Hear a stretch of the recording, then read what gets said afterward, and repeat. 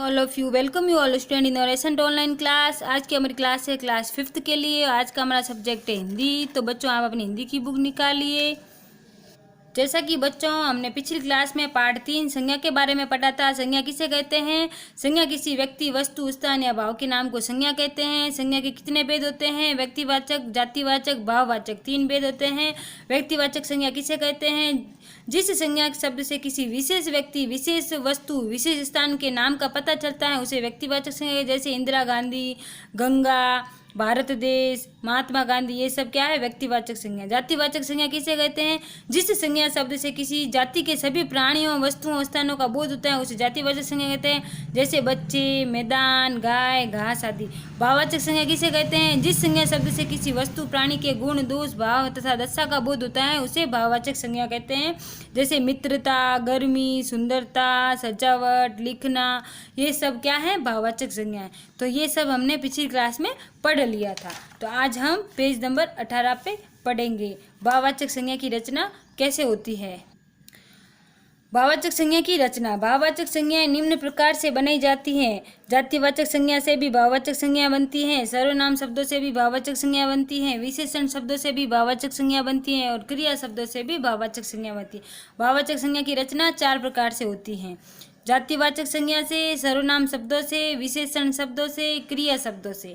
तो सबसे पहले जातिवाचक संज्ञा से कैसे भाववाचक संज्ञा बनेगी? जैसे जातिवाचक संज्ञा बुढ़ा जातिवाचक है, लेकिन इसके पीछे बुढ़ा पा लगा दिया तो ये क्या बन गया? भाववाचक संज्ञा। बच्चा बचपन, लड़का लड़कपन, माता मातृत्व, पागल पागलपन, नारी नारीत्व, मानव मानवता, मित्र मित्रता, मनुष्य मनुष्यता, नेता नेतृत्व, दानव दानवता, स्त्री स्त्रीत्व।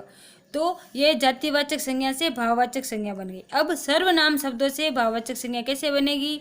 ये सर्वनाम शब्द हैं, देखो, निज निजत्व, मम ममत्व, अपना अपनापन, अहं अहंकार, पराया परायापन, सर्व सर्वस्व, आप आपा, स्व स्वत्व।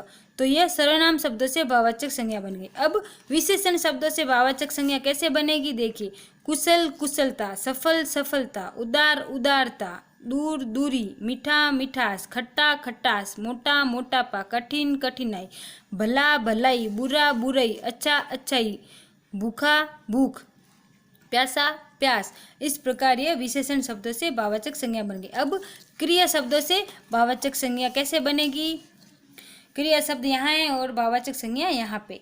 गिरना गिरावट, बचना बचाव, पढ़ना पढ़ाई, मुस्कुराना मुस्कुराहट, थकना थकावट, मिलाना मिलावट, घबराना घबराहट, उड़ना उड़ान, धोना धुलाई, सिलना सिलाई, चलना चाल, लिखना लिखाई लिखावट, गिरना गिरावट, पूजना पूजा, बहना बहाव, सजाना सजावट, खेलना खेल, दौड़ना दौड़। तो ये क्रिया शब्द से भाववाचक संज्ञा बनी है। इस प्रकार भाववाचक संज्ञा यहाँ पे ये वाला चैप्टर कंप्लीट होता है। क्वेश्चन ये पार्ट नंबर 3 पूरा हो जाता है, जिसमें आज अपने भाववाचक संज्ञा पढ़ी है। भाववाचक संज्ञा किसे कहते हैं? भाववाचक संज्ञा की रचना किस प्रकार होती है, तो ये पढ़ लिया। अब आज का आपका होमवर्क, जैसा कि पिछली क्लास में अपन ने फर्स्ट और सेकंड वाला होमवर्क कर लिया था, तो आज आपको होमवर्क में मिलता है 3rd, 4th और 5th क्वेश्चन। ठीक है बच्चों।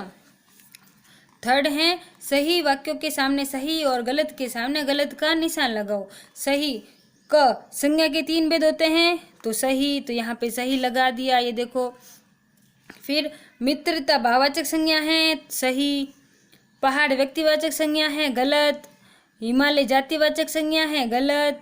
कुछ संज्ञा मूल रूप से भाववाचक संज्ञा होती हैं, सही। व्यक्तिवाचक संज्ञा शब्दों से किसी विशेष जाति की जानकारी मिलती है, गलत, क्योंकि व्यक्तिवाचक संज्ञा से विशेष जाति की जानकारी नहीं मिलती।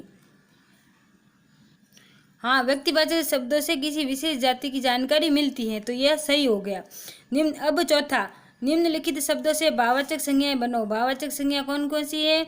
मानव मानवता, रा रियली, बालक बालपन, देना देन, अपना अपनापन, सेवक सेवा, आलसी आलस्य, हंसना हंसी, मीठा मिठास, मारना मार। तो ये निम्नलिखित शब्दों से भाववाचक संज्ञाएं बना दी। उसके बाद में निम्नलिखित प्रश्नों के उत्तर दीजिए। उत्तर देखो, पहला क में है, संज्ञा किसे कहते हैं? उदाहरण सही समझाइए।